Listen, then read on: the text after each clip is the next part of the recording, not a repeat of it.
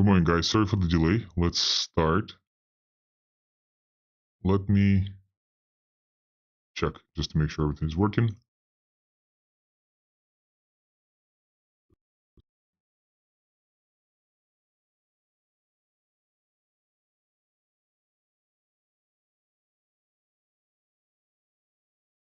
Just 1 second.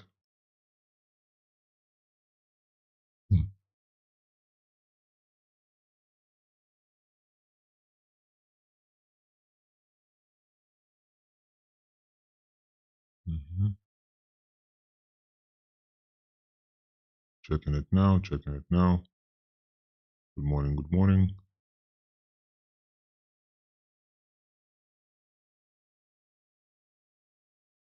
Okay. Yeah, I think we are live. Okay, great. I think you guys should be hearing me too. Yeah, beautiful. Mr. Aliki, good morning as well. Okay, let's do the following. Two important topics to cover as we are learning more and more about the space. So let's start right away, jump into the pretty political situation. I was discussing this yesterday with one of the council members. Uh, it's very difficult to understand what Web3 is, what decentralized, like which dApps are decentralized, which projects are decentralized, when every single day you're being told what's happening, right? Even if we look at our community, Ghost Whales community, guys, again, thank you so much for being more and more active, and that's super highly appreciated. And you will see the fruit of your labor very, very soon as we are launching testnet version 2. And you guys need to please submit all the essentially, please complete all the instructions by the end of this month, by October 31st. And then after this, we are going to start running the notes 24/7. But it's difficult, like even in our group, we see that lots of us are not very technical.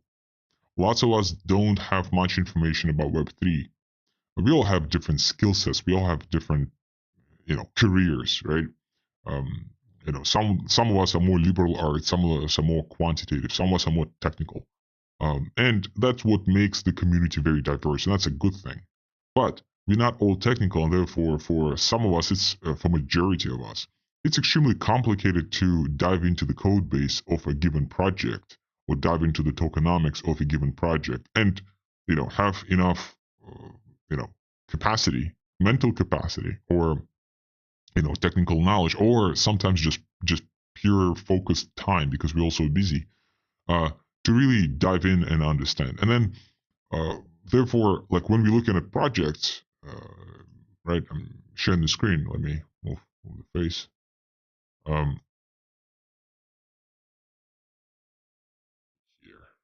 yeah. So you definitely see, Bitcoin. Thankfully, that's great. We see Ethereum. That's good. We have some good projects. We see Tether as well. We see Solana number 5.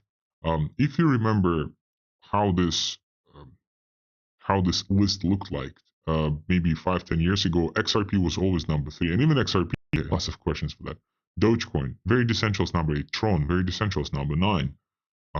How come, right? Tonecoin. We did the video last week about the requirements. Nothing against Ton, like potentially good, great chain, etc. But the minimum requirements are just absolutely insane. Same applies for Solana. So number 5, number 10 are totally enterprise plays. Um, Tether is an enterprise play. Circle is an enterprise play. XRP is an enterprise play.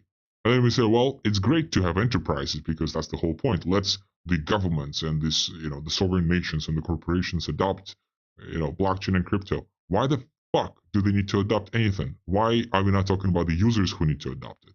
Because at the end of the day, it's the end customer is the reason why these corporations all exist. Even if it's a B2B organization, the B2B at the end of the day still serves the customer.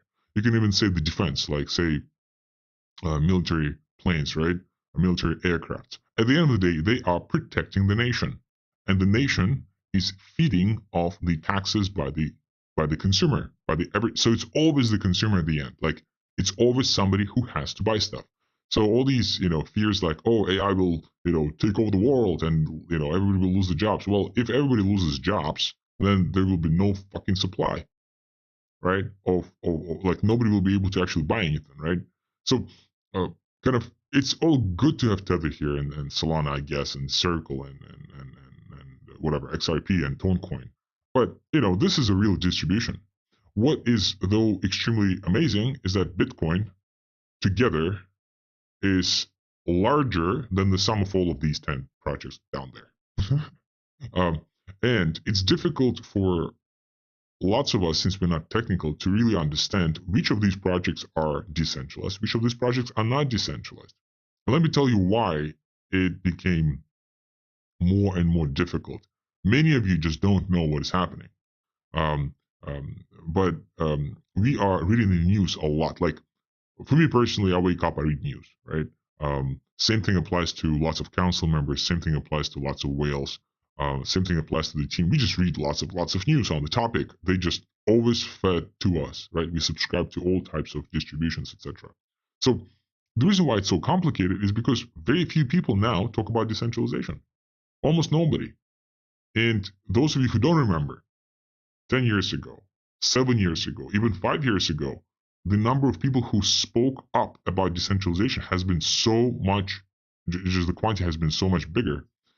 And so far, I believe that it's only Vitalik who still speaks about decentralization. He's still allowed. And even Vitalik disappeared for a couple of years. To the point where, maybe that's a conspiracy theory or whatnot, but, apparently somebody's pressuring the guy. It's very easy to pressure anybody, right? It's one person to pressure. It's not that difficult, right? Out of, if certain regulators want to do that, that's really not an issue. If certain special forces want to do that, I'm referring to, the likes of whatever, FBI, CIA, etc. in every single country. I mean, that's very easy to do as well. It's just one person. One person who is extremely public is extremely easy to trace. So he's the only one who is kind of discussing, oh, this is not decentralized enough, I'm not going to be discussing it. Oh, this is like purely centralized, not going to be discussing it. But everybody else kind of disappeared. Maybe you guys disagree. Maybe you can, mention somebody who is still, in the works. And there are definitely some people. But Roger Ver, what happened to this guy?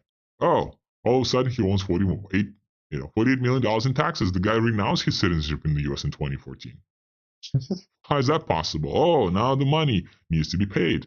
Okay, I'm pretty sure the guy is silenced now because everything he says can be used against him. He's probably saying something, I don't know, but like he cannot be that freaking public as he used to be. This guy, Peter Todd, who the HBO named a new Satoshi. Peter Todd was unmasked as Bitcoin creator Satoshi. Now he's in hiding. Of course he's in hiding. Why would you do that? Like the guy had a normal life. Now people know that the guy has lots of wealth. That fact alone makes life pretty unsafe, especially if you are conducting self-custody. Right? It's just unsafe. Why the fuck would you do that, HBO? Why? Why? Just to sell the movies? And the guy, instead of being essentially publicized and celebrated, the guy is in the hiding for a reason, because the guy is smart. Same. Like I doubt the guy will be vocalizing his opinions about what's centralized, what's decentralized. Many of you guys forgot what happened to MakerDAO. MakerDAO co-founder. This story, by the way, it seems like it just happened and nobody's talking about it. Like nobody was talking about it. MakerDAO co-founder dies at 29 in Puerto Rico, and the death is extremely questionable. Like if you read the source, so died due to the drowning after being dragged by sea currents on the beach. And this beach is considered to be one of the world's most dangerous places for swimmers. Why would a person go to that beach? To do what? The guy's a nerd. Why? He's a competitive swimmer now? What happened? And then, if I'm not mistaken, I think he had a girlfriend. Something happened. Some weird girlfriend was around him. And now this dude, MakerDAO founder, all of a sudden, right, whatever, says that contributed important inputs for MakerDAO's development. And what happened to this guy? What happened to MakerDAO since then? Oh, now it's magically being rebranded to Sky. right? Like again, these news, they're published, but nobody's talking about it. It seems like they're being silenced. Like it's not that they're being silenced, like freedom of speech, sure, but nobody's really talking about it. And it's not like a big scandal. It's not like, oh, let's really figure out what's nobody cares. It happened, boom, move on. And kind of like those are just some examples of how people are being silenced in the industry. And that's happening more and more. And that's why it's extremely important to be anonymous in this space. Like very important. It cannot be over exaggerated how much, the pseudo anonymity or anonymity, especially for projects like Ghost, is just of an essence, right? It's important for everybody to, to take precautions and to do their best to stay anonymous. And not because we're doing any funky business. We are literally, it's a weapon for us to, it's a tool for us to protect ourselves. Literally. Like, that's our defense. Because if you're not anonymous, I mean, it's easy to crack anything down at any level, right? And that's why projects like Monero in particular, like Monero, Dips 7% is cracking, delisting, everybody's delisting. I don't think anybody cares. Meaning, I don't think Monero community gives a shit about the delisting because they are the community. Yeah, price action is definitely important, but that's not why they joined the project in the first place. Because what is price action? If you want to gamble, go buy. Okay, fine. We have meme coins, guys. We don't have meme coins. We have meme stocks. They're called small cap stocks, and they have been used. And I know that for a fact. I'm in the space for a very long time. I spoke to lots of people. All right. And I heard really, really interesting stories. And then I read the stuff about the people, who've been joining, right? Like the amount of bad stuff that happens through small cap stocks in the US, it's crazy. It's absolutely crazy. That stuff is regulated with the SEC. Who cares? The shit that happens there, it's insane. Absolutely insane. All these offshore accounts talking about how it's the it's the Monero that will really do all the bad stuff, right? It's like the banks are clean, there are no tools for anybody. Like if criminals want to do it, they have to use Monero. Criminals have 20,000 different options. Doing it at this point of time completely legally because the banks will take the money. The offshore places will open the LLCs, open whatever trusts, whatever is needed, right? All the money can be channeled completely legally through normal banks, then cashed out. You don't need Monero for that.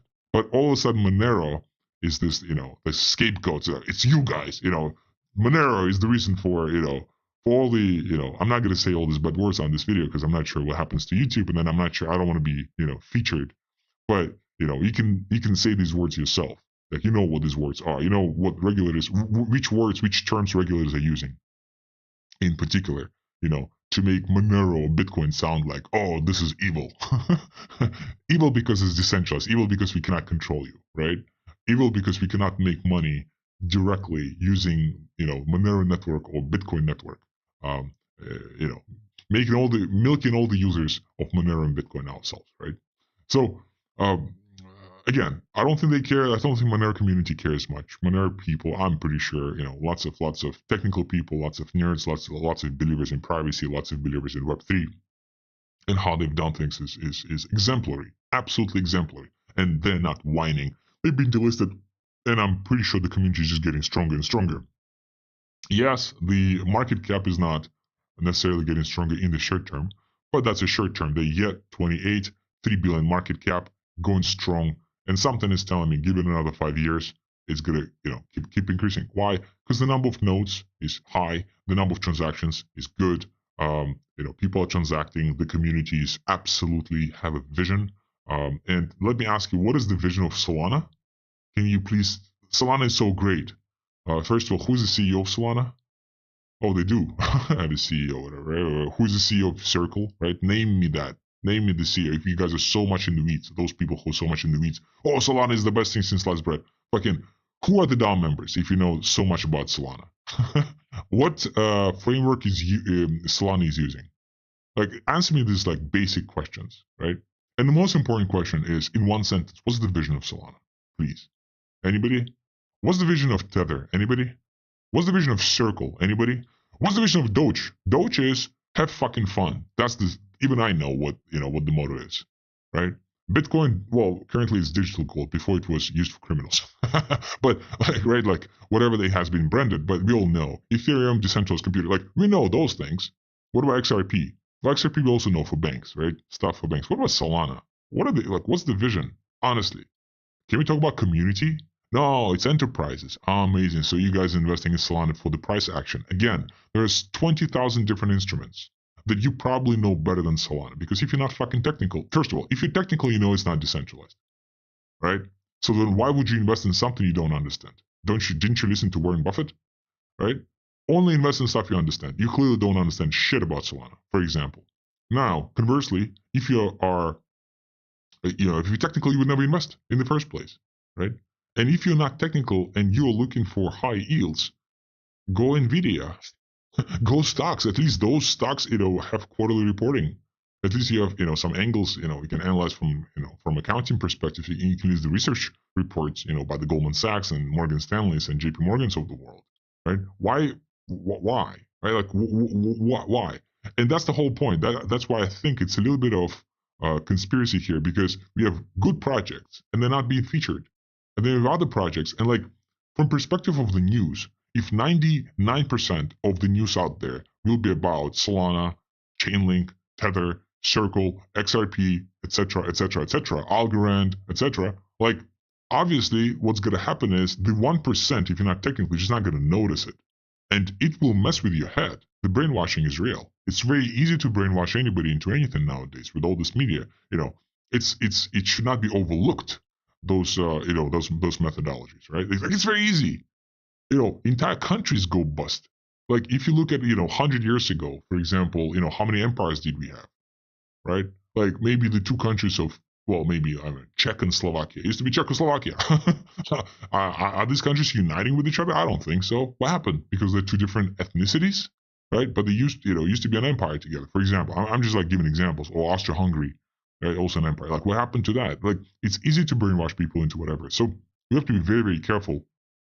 And if we really want to get united under the vision of Web3, we need to understand what that means. We cannot just be reading the headlines and based on these headlines make some conclusions. We need to, first of all, at least read the article, and then maybe read the comments, and then maybe try to read the GitHub, and then maybe try to Google and read stuff on Reddit. I mean, that's like some basic stuff, even if you're not technical, to understand what could potentially happen, right? And then every single project, Solana, centralized. Google it up, see what pops up. XRP, centralized. Like, see what pops up.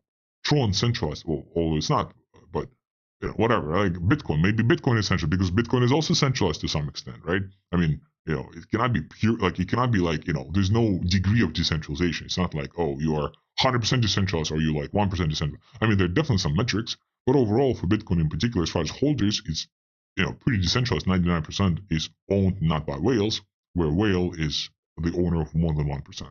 And maybe that will switch to 98% soon because I think Tesla is loading up. I think Microsoft is loading up. Obviously, MicroStrategy and some other institutions are loading up. Maybe some governments will be loading up soon. Who knows, right? So read that stuff. That's important because the community of whales is going to be stronger if we all know what is going on. Right? That's very, very important for us, for all of us, to be knowledgeable as possible. Right? So and of course, it's sometimes tough to ask because lots of you guys are potentially in 20 other groups at the same time. So there's, you are in Ghost and then you're also in like 20,000 other projects, and I get it. But we're really trying to be different. Like we really need to be educated, and I'll tell you why, right? And kind of the reason why this is all BS, like what's happening, let me tell you why this is so easy, for anybody to brainwash you. Let's look at the stock market, right? With all the professionals in the world, not years, centuries of history and expertise globally, right? The stock market is going up in the US, S&P 500. Look at this PE ratio. This is conducted by the Shiller. Robert Shiller, who is Nobel Prize laureate in behavioral economics. He's a professor, distinguished professor at the University of Chicago, which is one of the greatest universities establishments, academic establishments in the entire world. The PE ratio that he's computing is insane. It's currently at 37. What does it mean? It means that every single company, on average, in the S&P 500 is expected to generate similar profits for the next 37 years. 20 years ago, Amazon was not a thing. 20 years ago, Google was not a thing. Like there was nothing existed. Notice how every single tab is on Google, currently is on Chrome that I found it. But 20 years ago, there was nothing. To have this podcast 20 years ago would be unheard of because, certain technology that we're using just were not around. But the stock market fucking knows that the next 37 years will be as bright as they are today, specifically for the same exact companies. Do you remember Kodak? Kodak was still a thing about 30 years ago. It was one of the top companies in the entire world 30 years ago. Then obviously has been replaced by Apple and whatever, other smartphones. Now look at this, 37, right? That's equivalent to the Great Depression. Not recession, Great Depression of 1929, right? And this is the dot-com. And now the stock market is fucking strong as ever. Everybody, right? It's easy. Like, it makes no sense for the stock market to keep going up. Makes zero sense. Absolutely nothing. Right? So, but if you read the news right now on the stock market is as strong as ever. Economy is strong. Consumer spending is great. Housing is amazing. Everything is perfect. And you have some voices saying, oh, maybe there's a crisis coming. Who gives a shit? Everybody's making money. Same thing applies to the likes of Solana. Same thing applies to the likes of XRP. Same thing applies to the likes of whatever other stuff, which is completely freaking centralized that you will see. Because the consumer, at the end of the day, wants full control. The user wants full control of their funds. That's what they want at the end of the day. And if not 100% of consumers want it, that's fine. Maybe Web3 is not for everybody. Maybe we should stop saying that, Web3 is for 8 billion people, right? Maybe that's not the idea. Maybe we are for the select few who actually value privacy and who value complete responsibility for their future. And maybe that's just a subset of the entire population. Be that, it's fine. It's okay, right? But at least together we can be united, right? It's better to be for very few who love it than to be for everybody who kind of like it, right? And the reason why I'm raising these points today about, we need to be more educated. We need to really learn on our own. We need to be sharing some interesting questions. We need to share some interesting ideas, some interesting, prospects, notes, etc. from what we learned in the Whales group. Is, as you know, the Ghost chain ecosystem contains of the Ghost chain itself plus the bridges that are connecting Ghost DAO on multiple EVM chains, right? So you know that.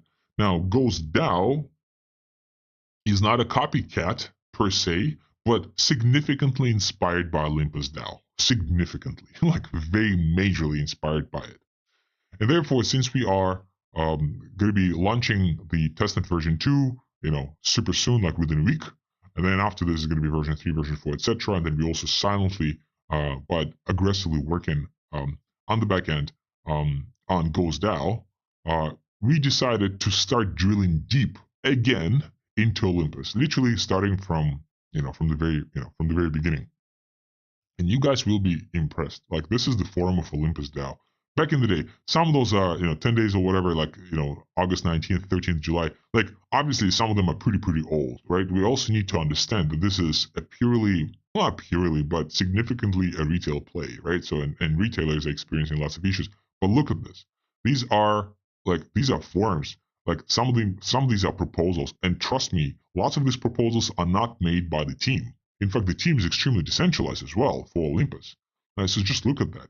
Like, okay, so fine, yeah, some of them have right, but these proposals, like, if you actually dive into these proposals, they're not just like, oh, good morning, team, LFG, nice to meet you, whatever, right? Like, WAGMI, we're all gonna make it, right? Like, no. These are some really thought through proposals or questions, asking really inquisitive questions about the code base, asking inquisitive questions about the tokenomics, making certain proposals regarding why we're doing this, why we're doing that, based on certain observations. If you dive deep into the amount of documentation available for Olympus relative to other projects, you will be extremely surprised, because Olympus it's a community-driven thing. Definitely the team is there absolutely 100%, But now the team, it seems like kind of divorcing slightly the project from perspective of, again, decentralization, like less and less and less control. Then you look at Zeus, who is the founder, co-founder, anonymous, obviously, co-founder of Olympus. And this guy, I think that was his, well, the first proposal, I think, does not exist. That's the second proposal, and that was back in 2021, so 3.5 years ago. And then, of course, it's important not to just to read stuff, but also to hear. So he was participating on a couple of podcasts, and the amount of wisdom the guy is extending, like, it's just, again, this one podcast, 400 views, 400 views. Nobody cares. You listen to it, wealth of knowledge. It's insane.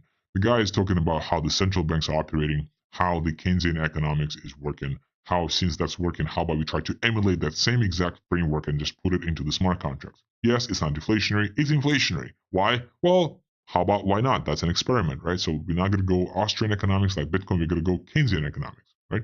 For example. And then he discusses how the launch took place, how they tried to make sure through bonding that the allocation, the distribution of OM, which is the token, has been more or less uniform. How, they had all these computations, and how, how it's difficult to then scale a decentralized team, because it's a decentralized team, how difficult it is. At first, like you said, like, oh, when it's 10 people, sure, it's easy to manage because we kind of know each other, we all work with each other. But when it's more and more people, you just lose control, and you physically don't know how to take care of everything as one person. So you have to delegate, but you delegate to like in a decentralized way, to people who have full-time jobs, for example. They do this stuff as fun. They do stuff on the weekends. Some of them potentially can quit jobs later on and just, make sure that Olympus is their source of income, whatever. So it's a very, very interesting thing. And I don't think Polygon has those discussions. I don't think Avalanche has those discussions. I don't think Solana has these discussions, let alone Tonecoin, right? Or XRP.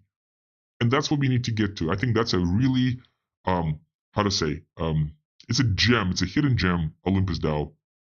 It's one of those hidden gems that proved to be like a treasure, like literally a treasure of knowledge, wealth of knowledge. And we all need to, since we are doing Ghost DAO, and Ghost DAO is going to be significantly inspired. It's not a copycat. Copycat means you completely copy the code base without understanding what the fuck happened. Just copy it. By the way, the code base does have lots of not errors, but lots of, not elegant solutions. Let's put it this way. So therefore, and that's exactly, by the way, what happened. He discusses interestingly why lots of forks of Olympus did not work. The reason why they did not work is because they failed at the launch. What happened at the launch was, he says it brilliantly. He's like, if one whale comes in, right, and pumps the token, that's good. But then that whale disappears, maybe takes the profits, maybe not. But then once he disappears, once he unloads, then he initiates the selling pressure, and then everybody else starts selling as well. And that creates a stalemate for projects like Olympus. And you look at other forks, except maybe for Wonderland, which was a fork on Avalanche. Everything else, like pretty much stalemate. Like they still exist. They have like 1 million TVL, 5 million TVL, and it has not moved for years. That's it, because they screwed up the launch. Because the launch was not coordinated enough based on the game theory, which is 3,3. And that has been coordinated in a decentralized way, meaning everybody was acting based on their self-interest. But they still follow this 3,3 methodology. Now with Ghost DAO, we are extending 3,3 to 4,4 because we have decentralized bridges. That's all outlined in the light paper, right? So nothing changed from perspective of the approach. It's more like, from technical, right, approach, it's more like, well, except for the fact that we may need to drop the stable coins because DAI is, messing it up with this whole sky and freezing function and all this shit. But outside of, like, if what I'm speaking right now is complete gibberish, which for most of you it is, and for myself too, like, just because I'm throwing all these fancy terms does not mean I really fully understand what, fully in depth understand what I'm talking about. It means that we all need to start diving into this thing, into the documentation of Olympus, because Olympus is coming up definitely soon, absolutely soon. And there will be some questions. And I think some questions have been already raised in the whales, and we don't get much discussion. We don't get many responses. There's huge, for some reason, reliance that the team will figure it out. And we will figure it out. But if the team figures it out, you guys will not understand anything, right? That's not how it works. And that's why so much stuff is shared, and everybody needs to contribute. If you don't want to contribute, maybe Ghost is not for you. It's fine. Maybe you can, at most run a validator node. It's fine. But you need to dive into this. We all need to learn together. And this is not passive learning. Oh, let me just check in once a fucking week and see what you guys are up to once a month. Let's see what you're up to. No, no, no. This is a daily exposure or not. Up to you. You don't have to do this. Nobody's forcing you. You have other interests. Maybe you're a painter. But if you join Ghost, it's highly, highly, highly recommended to make a daily routine to really upgrade your knowledge on certain, first of all, ask questions. What the fuck's happening? Like, which products are we doing? Read all the necessary documentation that is available currently. We have Ghost NFT available. We have Ghost Airdrop available. We have the light papers of Ghost NFT. We have light paper of Ghost DAO. The light paper of Ghost Chain is in the works. It's been in the works for years, I know, but we'll finally publish it. And thank goodness we didn't publish it before, because so many things changed. So many things got upgraded to better solutions. How the governance will be looking like, right? So whales in particular have so much governance right now. So many questions can be hosted right now. So much stuff can be researched.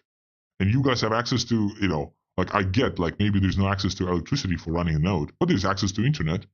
Even if it's not sustainable, as far as like not consistent, you can always, open up all these links, download them locally, and then read them on the phone, read them on the computer, even without the internet, once the links are opened up. Like, it's time. It's really time. Cannot stress this enough. We're stressing this for the council, and now we need to stress this for the whales as well. This is the time to start learning.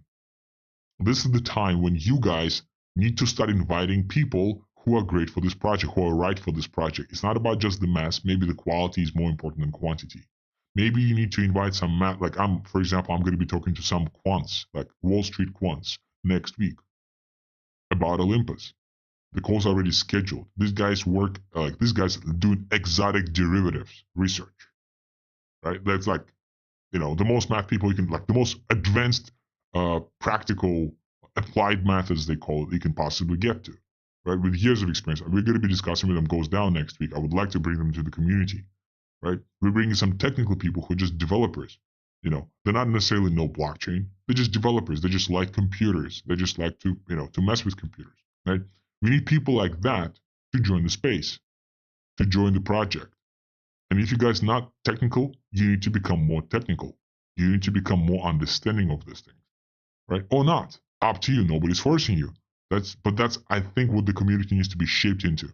More specific feedback, more specific questions, more fundamental research. And that stuff, again, it's not passive. It's not like you tune into the group, read what happened in the group, and that's enough. Although most people don't do that even. But it's more like, oh, let's understand the stack. Which products are there? What inspirations these projects took? And let's read more about these projects. On my to-do list in particular. First of all, obviously, Olympus DAO. That's the first thing to read. Another thing that I'm reading is MakerDAO. Because MakerDAO, the old school MakerDAO, although I've already done, in my own time, I've already done a pretty in-depth research. I already know how this works. But let me just refresh my memory how MakerDAO works, because MakerDAO is DAI, and Olympus DAO is using DAI.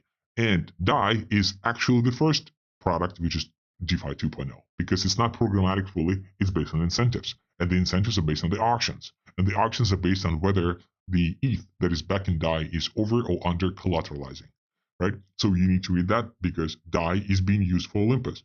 But then Olympus is also using SushiSwap. Okay, but SushiSwap was a fork of Uniswap plus massive advancements. Oh, so we need to read both Uniswap and SushiSwap. But wait a second. When Olympus launched, they used Uniswap v2, and now they upgraded to Uniswap v3 because Uniswap v3 also upgraded. Oh, but Uniswap v3 is different from Uniswap v2. Oh, SushiSwap v2 also did SushiSwap v3. So now it's not just Olympus anymore. It's Olympus. It's MakerDAO. It's SushiSwap v2, SushiSwap v3, Uniswap v2, Uniswap v3. At least those 6 projects. And since the Ghost Chain is based on Polkadot, majorly inspired, especially using Substrate, oh, maybe we should read more about Polkadot. What about the governance of Polkadot? How does that work? What has been the developments in Polkadot governance since then? Do they have a council? How do they figure out the DAO? They have whatever. I keep forgetting the chains, the subchains. I forgot the actual name. So we need to read how those are elected. What happened, right? What about the activity? How does the explorer look like? Like all of those things. Do not treat the team as this oracle that knows all that information. First of all, you have this oracle ChatGPT if you want to. Although if the information has been posted in the last year, ChatGPT knows nothing. So all this AI shit that AI will magically come up with some new ideas. Good luck with that. They're just paraphrasing the existing stuff that they can find, scrape off the internet. At least that is useful. So that's your oracle number one. Oracle number two is Google. Google is the best oracle in the world. Google it up and read stuff. And if you don't understand certain specifics, let's bring this to the group and we all have to learn together. Don't you think that the team knows 100% what is happening? No, nobody knows. That's the whole point. Nobody knows. If you ask Olympus DAO founders why that happened, these questions being asked, they don't know for sure why that actually was super successful. That was an experiment. They thought it could be working. They thought about it. And that's an experiment. It could have easily failed, but it succeeded. And nobody knows why nobody knows with 100% precision why it did not fail. Nobody knows why Bitcoin did not fail. Read early, some council members constantly drop me early emails between Satoshi and other cryptographers.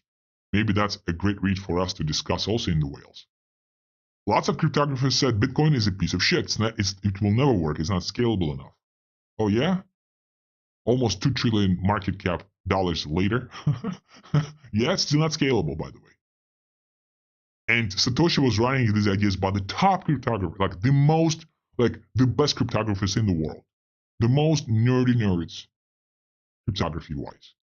Right? And most of them said it's a shitty idea. Right? So, but we need to start having these discussions. So many things happening. You don't necessarily need to live in the Ghost Whales chat. That's not the request. But the request is to start making discussions more specific, more fundamental. And if you don't do it, it's just going to take us slower. At some point of time, we'll get there anyways, right? The critical mass of people will be pushing towards that anyways. But it's ideal that the early, pillar founders, so-called, right, which is comprised of both council members and also whales, that we as a founding community are driving, pushing the envelope forward as far as intellectual curiosity, right? And if you're not curious enough about this stuff, no wonder it's difficult to bring other people if you want to. And we don't need to bring everybody. We need to bring the select few who are as crazy passionate about this as us. And if you're not crazy passionate, we're not crazy passionate, there's no way to bring anybody else. Okay. On this note, I think we could be done. So, Zafiro, I could bring that, maybe I can send this to you in PM, maybe not in PM, the podcast. So what I did, I just randomly, Zeus, Olympus DAO, and YouTube. And that specific podcast episode brought in a significant 400, not 400,000, 400 views. Nobody gave a shit. So much wealth of knowledge. Such an underappreciated project. And by the way, the project is alive and kicking, and the next actual bull run, not when Bitcoin is up but everything else is down, but when all the transactions are up, you will see Olympus again. Olympus is a freaking genius. Absolutely genius project. Okay, on this positive note, let's pause. And let's just all of that information sink in, and let's try to make the community stronger, right? The way how to make it stronger is to bring more intellectual curiosity, and let's not turn this into Q&A. I have a question, the team has an answer. No, nobody has an answer. You have a question, you have a semi-answer you were able to find. Maybe certain clarifications are needed. Let's discuss it together. Let's everybody do the research on certain interesting topics. And we need more initiative from the whales. We need more initiative from the council members who are in the whales as well. On this note, thank you so much. See you guys next week.